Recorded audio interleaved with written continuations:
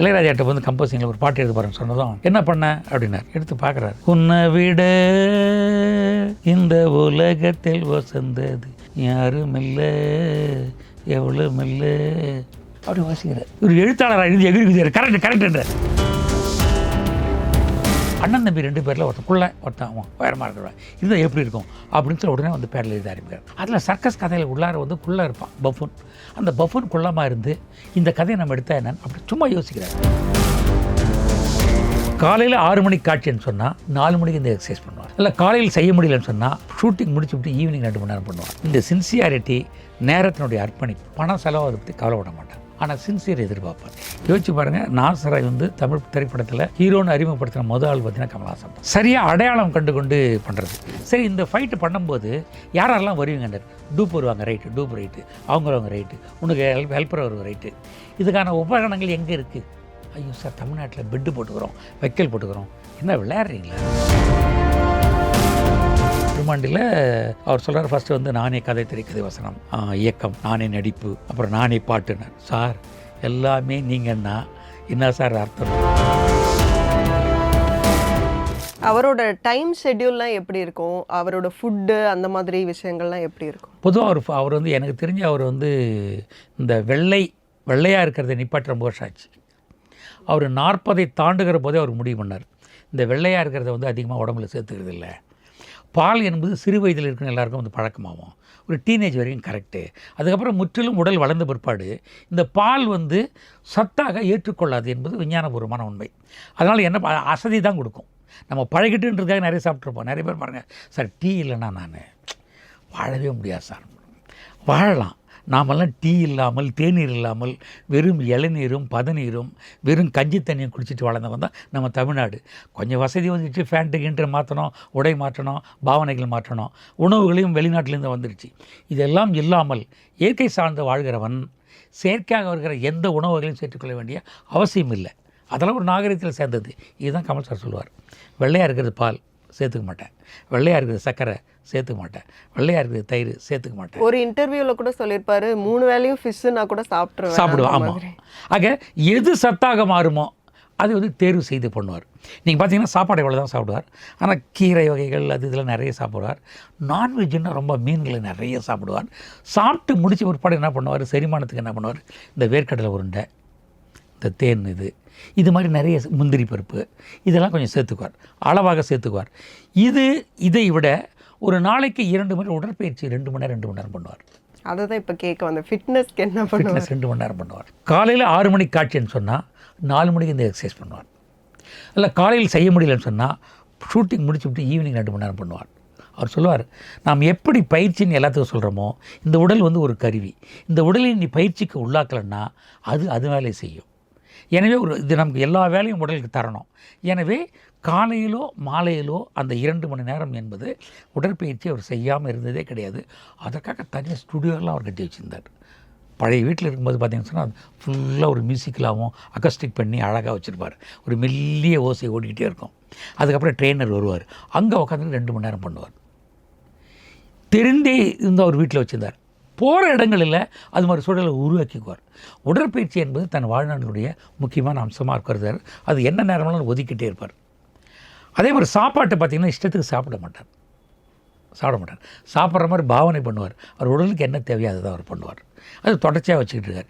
எப்பொழுதும் அவர்கிட்ட இருக்கிற ஒரே பழக்கம் வந்து ஒரு பேட் இருக்கும், ஒரு பென்சில் இருக்கும். இப்போ பேனாவாக இருக்கலாம், இப்போ வந்து லேப்டாப்பாக இருக்குமான்னு நினைக்கிறேன். நான் போகும்போதெல்லாம் டேஷ்போர்டில் ஒரு பேடும் ஒரு பென்சிலும் வச்சுருப்பேன். நான் ஒரு காலையில் போகும்போது உன்னால் முடியும் தம்பி படம் டப்பிங் போகும்போதெல்லாம் என்னை கூட்டும் போவார். அப்போ தான் வந்து அபூர்வ சகோதரர்கள்னு ஒரு படத்தை வந்து எழுதலாம் அப்படிங்கிற எண்ணம் வருது. ஏவிஎம்மில் டப்பிங்கில் போயிட்டு வரும்போது ராஜ் கபூர் இறந்து போயிடறான்றாங்க. ராஜ் கபூர் இறந்து போயிட்டாருன்னு சொன்னது உடனே ஞாபகம் வருது, அவருடைய மேரா நாம் ஜோக்கர் படம் வருது. அது ஒரு சர்க்கஸ் உள்ள ஒரு கதாநாயகன் உள்ள படம். அதில் சர்க்கஸ் கதையில் உள்ளார வந்து குள்ளே இருப்பான் பஃபூன். அந்த பஃபூன் குள்ளமாக இருந்து இந்த கதையை நம்ம எடுத்தால் என்னன்னு அப்படி சும்மா யோசிக்கிறார். பேசும்போது அப்படி யோசிக்கிறார்.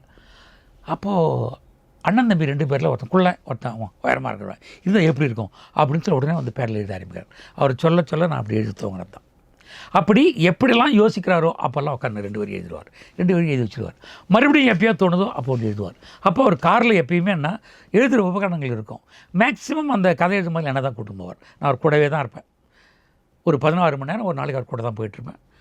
அப்புறம் பேசுவது என்பது ஒரு படத்தை கதை யோசிச்சிட்டாருன்னா அது சம்மந்தமாகவே தான் எல்லாத்தையும் பேசிட்டு இருப்பார். அவர்கிட்ட நான் கற்றுக்கிட்ட ஒரே விஷயம்னா, அவர் சந்திக்கிறவங்கெல்லாம் அவருடைய சொந்த நேரங்கள் அல்ல.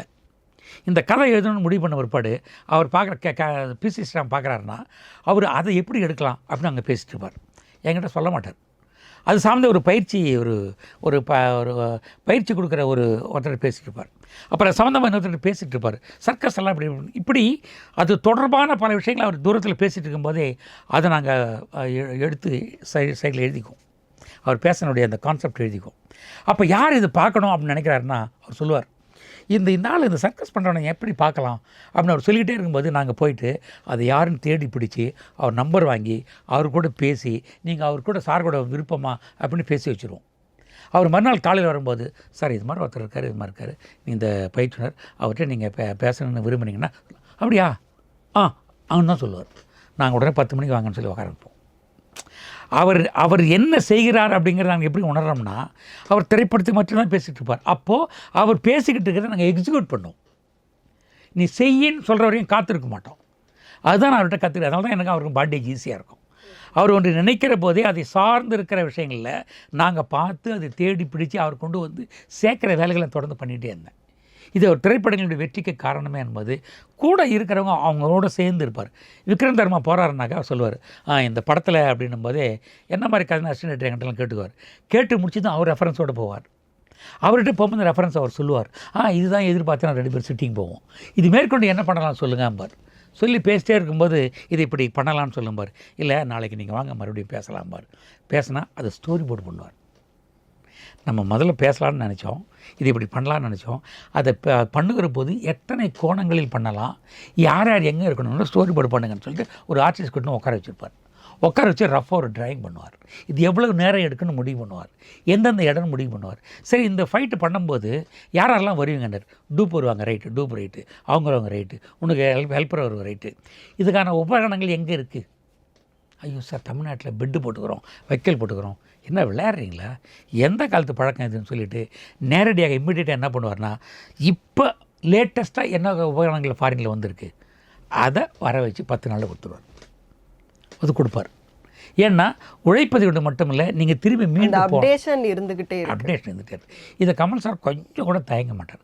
பணம் செலவு அதை பற்றி கவலைப்பட மாட்டார். ஆனால் சின்சியர் எதிர்பார்ப்பார். இந்த சின்சியாரிட்டி நேரத்தினுடைய அர்ப்பணிப்பு. அவர் வந்து பாட்டு எழுதணும்னு உட்கார்றார். விருமாண்டியில் அவர் சொல்கிறார், ஃபஸ்ட்டு வந்து நானே கதை, திரைக்கதை, வசனம், இயக்கம், நானே நடிப்பு, அப்புறம் நானே பாட்டுனார். சார் எல்லாமே நீங்கன்னா என்ன சார் அர்த்தம்னு சொல்லிட்டு நான் சொன்னேன், நீங்கள் ஒரு பாட்டு எழுதுங்க. அந்த மண்ணின் வாசனை புரிந்த முத்துலிங்கம் இருக்கார். அவருக்கு ஏற்கனவே வந்து இளையராஜாவோட அவ்வளோ பழக்கம் உண்டு. அவங்கெல்லாம் 60களில் தொடங்கியது. எம்ஜிஆருக்கு பாட்டு எழுதினவங்க. ஸோ அவங்கெல்லாம் வந்து சொன்னாங்கன்னா இன்னும் நம்முடைய கதையை மேலும் வலுப்படுத்துகிற சொற்கள் தருவாங்க. உங்களுக்கு பிடிச்ச வந்து ஒன்று மட்டும் எழுதுங்க அப்படின்னு சொல்லும்போது, அப்படியே சொல்கிறீங்க, ஒத்துக்கொண்டு முத்துலிங்கத்தை வர வச்சேன். முத்துலிங்கத்தை நான் போய் தேடி பிடிக்கிறேன். Ilaiyaraaja ready, Kamal sir ready, Muthulingam வேணும் நாங்கள் சொல்லிட்டோம், எங்கே போகிறான்னு தென்னை இல்லை, தேடுறோம். அவர் எனக்கு ஒரு 20 வருஷமாக நான் வளரும்போது இருந்த ஒரு பழக்கம் உண்டு. போய் வீட்டில் பார்க்குறேன், வீட்டில் இல்லை. ஒரு வழக்கமாக பாண்டிச்சேரி கீதா பவனில் சாப்பிட போவார். அவருக்கு அதுதான் பிடிக்கும். அந்த காலத்தில் பார்த்திங்கன்னா கண்ணதாசனாக இருக்கும்போது கண்ணதாசன், அப்புறம் வந்து நம்ம முக்கியமான திரைப்பட ஆட்கள் எல்லாம் அங்கே தான் வந்து கலைமணி, செல்வராஜ் அப்படின்ட்டு எல்லாரும் அந்த கீதா பவனில் தான் போய் சாப்பிடுவாங்க. காஃபி அவ்வளோ நல்லாயிருக்கும். சினிமாக்காரங்க கூடுற இடம் அந்த காலத்தில் 70களில். அந்த பழக்கத்தை இன்றைக்கும் வந்து முத்துலிங்கம் கடைப்பிடிப்பார். எனவே அங்கே போய் ஆட்டோ எடுத்து போய் தேடுறோம், அவர் இல்லை. எங்கே போயிருப்பார் மாதிரி வீட்டுக்கு போய் சொன்னால், இப்போ தான் எலக்ட்ரிசிட்டி போர்டில் வந்து பில் கட்ட போயிருக்காருன்றாங்க. தேனாம்பேட்டை சிக்னல் தாண்டி ஒரு இடம்ன்றார். ஓடி போய் அவரை ஈபி அப்புறம் கட்டலான்னு சொல்லி தேடி பிடிச்சி அதை ஆட்டோவில் போட்டு வந்து உட்காந்து இளையராஜாவை உட்காந்து 3 பாடல்களை எழுதி வைத்தார். நிறைய பேர் அந்த 2 மணி நேரம் காலதாமதத்தை வேணாங்க வேற ஆள் பார்த்துக்கலான்னு சொல்லலாம். கமிட்மெண்ட் வேர்டு கொடுத்தாருன்னா கமல் சார் வந்து அவ்வளோ தூரம் வெயிட் பண்ணார். அப்படி ஒன்றாக இளையராஜாவும் முத்துலிங்கமும் கமல்ஹாசனும் சேர்ந்த பாடல்கள் ஒன்று இருந்தது. அப்போ இவர் தான் ஒரு பாட்டு எழுதுன்றாரு. டெய்லி பேப்பர் பேட் எடுத்துக்கிறாரு, உட்காந்து எழுதி பார்க்குறாரு, உட்காந்து தனியாக பாடிக்கிட்டு இருக்கார். பாடி முடிச்சு எழுதி நான் தான், எனக்கு அவருக்கு ஒரே டேபிள் தான் இருக்கும் மாடியில். என்னப்பா வச்சுக்குவார், மீதெல்லாம் கீழே எல்லோரும் இருப்பாங்க ஃபர்ஸ்ட் ஃப்ளோரில். அப்போ அவர் எழுதி காமிக்கிறார். ஒரு நாட்டுப்புற பாடல் செயல் இருக்குது சார், நல்லா இருக்குது சார், இது பொருந்துமா அப்படின்னா, நல்லாயிருக்கும் பார்க்கலாம் அப்படின்னு. அப்போ ஒரு லெட்டர் படி சின்ன பையன் மாதிரி வச்சுக்கிறாரு. இளையராஜாட்ட வந்து கம்போசிங்கில் ஒரு பாட்டு எழுத போகிறேன்னு சொன்னதும் என்ன பண்ணேன் அப்படின்னார். நான் எழுதி வச்சுட்டேன், வேணா பாருங்கள் அப்படின்ட்டு. எடுத்து பார்க்குறாரு. உன்னை விட இந்த உலகத்தில் வசந்தது யாரும் இல்லை எவ்வளவும் இல்லை தானன்ன தன்னன்ன தன்னன்ன அப்படி வாசிக்கிறார். இவர் எழுத்தாளராக எழுதி எகிரி கரெக்டுன்றார். அப்படி 3 நிமிடங்கள் போடப்பட்ட பாட்டு தான் இன்றைக்கி வரைக்கும் வந்து அபிராமியும் கமல் சாரும். அப்போ உள்ளுக்குள்ளே ஒரு பாடலாசிரியர் விட்டு இருந்துக்கிட்டே இருக்குது. அவருக்கு முழுக்க என்ன ஆசைன்னா, நாம் பாடலாசிரியர் ஆகிடணும், நாம்ளே பாடிடணும், நாம்ளே நடிச்சிடணும், நாம்ளே டைரக்ட் பண்ணிடணும், நாம்ளே தயாரிச்சிடணும் அப்படின்னு நம்ம சொல்லும்போது கரெக்ட் சார், நீங்கள்லாம் சகலகலாவில் தான்.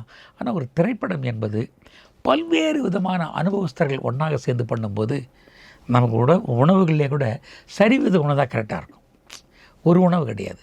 அது மாதிரி எல்லோரும் சேர்ந்து பண்ணும்போது தான் அது இன்னும் சிறப்பாக இருக்கும் அப்படின்னு நாங்கள் அப்பப்போ சொல்லிக்கிட்டே இருப்போம். உங்களுக்கு இதே வேலையாக போச்சு, நாங்கள் எழுதினா ஒன்று பிடிக்காதுன்னு சொல்கிறதில்ல அப்படின்னு ஒரு கோச்சுக்கார். ஆனால் அவர்கிட்ட எல்லா விதமான அந்த படைப்புகளையும் மாற்றுவதற்கு தன்னை தகுதிப்படுத்திக் கொள்வார். இந்த மாதிரி வேறு என்னென்ன சாங்ஸ் அவர் எழுதி இப்படி வந்திருக்கு? இல்லை, அவர் நிறைய எழுதியிருக்காரு. நான் விரும்மாண்டியில் அது எழுதினார். அதுக்கப்புறம் அபூர்வ சகோதரில் பாடினார். எஸ்பி பாலசுப்ரமணியம் வந்து அந்த இந்த ராஜா கையை வச்சா இது ராங்க போனதில்லை, இந்த பாட்டு வந்து சாதாரணமாக அப்படியே உட்காந்து எல்லாம் பேசிகிட்டு இருக்காங்க. வாலி உட்காந்துருக்கார், சிங்கேஷ் சார் உட்காந்துருக்கார், கமல் சார், இளையராஜா, நாங்கள் உட்காந்து பின்னாடி சுந்தரராஜன் ஒருத்தர் அவர் சொல்கிற நோட்ஸ் எழுதிட்டு இருப்பார் ஒருத்தர். அப்போல்லாம் வந்து சின்ன ஒரு பொட்டி ஒன்று இருக்கும், டேப்பு. அந்த ராஜா சார் வாசிக்கும்போது இருக்கிறத அந்த சுச்சுவேஷனை டேப் பண்ணிக்கிட்டு அதை எடுத்துகிட்டு போய் பாடலாசிரியர்கிட்ட கொடுத்து அதுக்கு தகுந்த மாதிரி தத்தக்காரன் எழுதணும். இப்போ வளர்ந்துருச்சு. அப்போ அப்படி தான். அப்போ சுந்தரராஜன் அவர் ஒரு மியூசிக் டைரக்டர், அவர் பக்கத்தில் உட்காந்துருப்பார். அப்போ பண்ணும்போது பாட்டு என்ன பண்ணுறது அப்படின்னு பண்ணும்போது கமல் சார்லாம் நல்லா உட்காந்துருக்காங்க, பழைய விஷயங்கள் பேசிகிட்டு இருக்காங்க. இவங்க 2 எல்லாம் சிங்கேஷ் நல்ல மியூசிக் டைரக்டர், அவர் ஒரு படத்துக்கு ஒரு மியூசிக்கை போட்டிருக்கார்.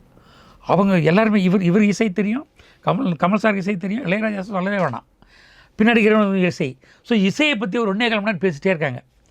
கடைசியில் படத்துக்கு டியூன் போட சொன்னால் கடைசியில் இசையை பற்றி பேசிகிட்டு இருக்காங்க. அதுக்கு முன்னாடி ராஜபார்வையில் எழுதின பாட்டெல்லாம் பேசிக்கிட்டு இருக்காங்க அப்படின்னு சொல்லிட்டு இருக்கும்போது, சார் அந்த பாட்டு முடிச்சுட்டா நல்லாயிருக்கும், வாலி வேறு இருக்கார். ஆமாப்பா, நீ வந்து அது முதல்ல அதை ஆரம்பிங்கப்பா அப்படிங்கிறார். அப்போ தான் வந்து மெட்டு போட ஆரம்பிக்கிறார். அப்போது ராஜா சார் கேட்குறாரு, என்ன பாட்டு போடலாம்? எல்லோரும் ஒருத்தர் முழிக்கிறாங்க, அவருக்கு தெரியாதா, நட்பு தானே. அப்போ வாலி வந்து ஒரு கிண்டலாக ஒன்று சொல்கிறார், ராஜா கையை வச்சா நாங்கள் போவோம், போடுங்க அப்படின்றார். அப்போ இளையராஜா கிண்டலாக சும்மா ஏதாவது நோண்டி விட்டுக்கிட்டீங்க அப்படின்னு சொல்லிட்டு இளையராஜா அதையே வந்து பாடலாக பாட பார்க்குறாரு. ஹார்மோனியப்பட்டியில் கையில் வச்சுட்டு, ராஜா கையை வச்சா ராங்கா போனதில்லை அண்ணே, ஏண்ணே இதெல்லாம் ஒருங்க வேறு ஏதாவது சொல்லுங்கள், பாட்டு எழுதுங்கன்றார். அவர் உடனே பேப்பரில் எடுத்துகிட்டு, ராசி பேனா கொடு அப்படின்னு எழுதிட்டு பல்லவின்னு போட்டு, ராஜா கையை வச்சா ராங்கா போனதில்லை, இதுதான் பல்லவி, போட்டு சரணாபுரம் போட்டுக்கலாம் அப்படிங்கிறாரு. முடியவே முடியாதுன்னு சொல்லி, அண்ணே நான் கிண்டலாக சொன்னேண்ணே அப்படின்னு இளைய மாறாடுறார். இது ஹிட்டு, இதை போடு அப்படின்னு. பக்கத்தில் பக்கத்தில் கமல் சார் கேட்குறாரு, நம்ம ஹீரோ பேர் என்ன? இன்னும் பேர் வைக்கல சார், வேணால் ராஜான்னு வச்சுக்கலாம் சார்.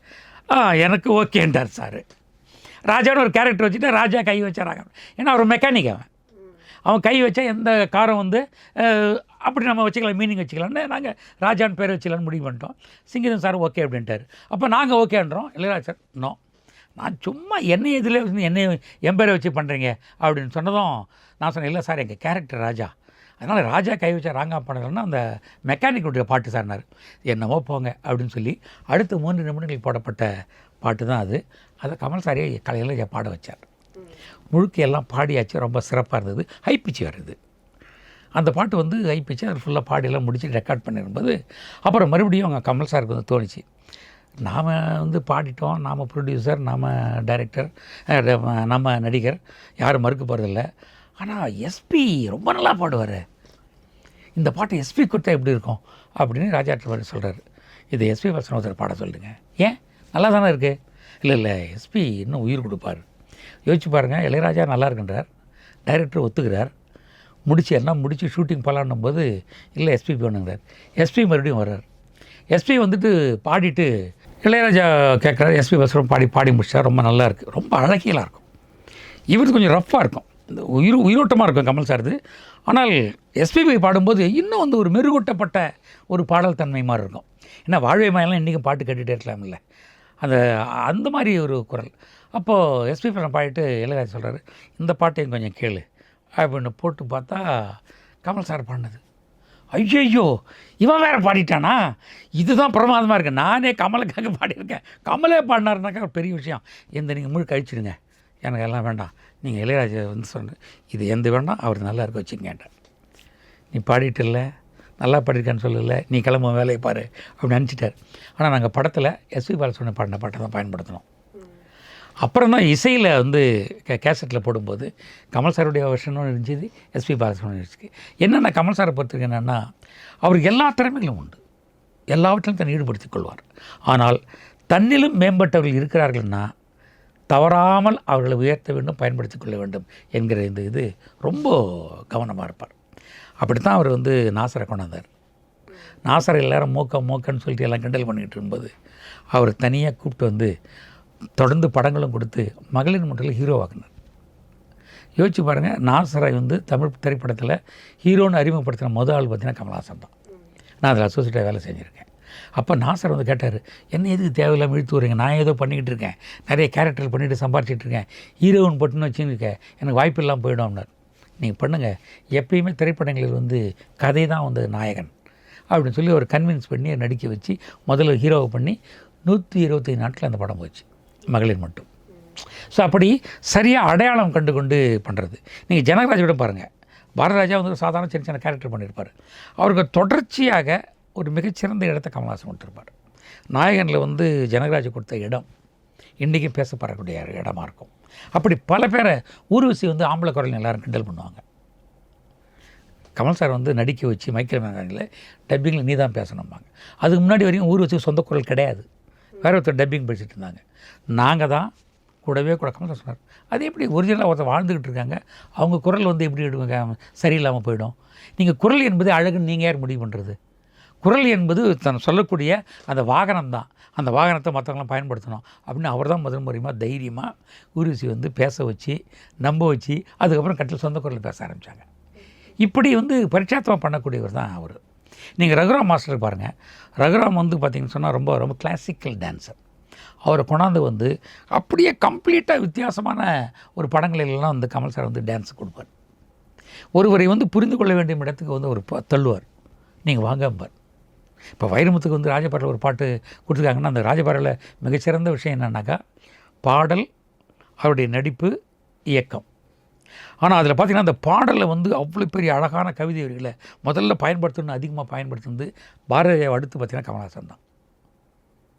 எனவே தான் காசு கொடுத்து பார்க்குறவனுக்கு இந்த திரைப்படத்தில் எல்லா இடங்களிலும் ஒரு அதிகமான முழுமைத்தன்மை இருக்கணும்னு யோசிப்பார். அப்படி தான் கமல் யோசிப்பார். சில சமயங்கள் ப்ளஸ் ஆகிறதும் உண்டு, மைனஸ் ஆகிறதும் உண்டு.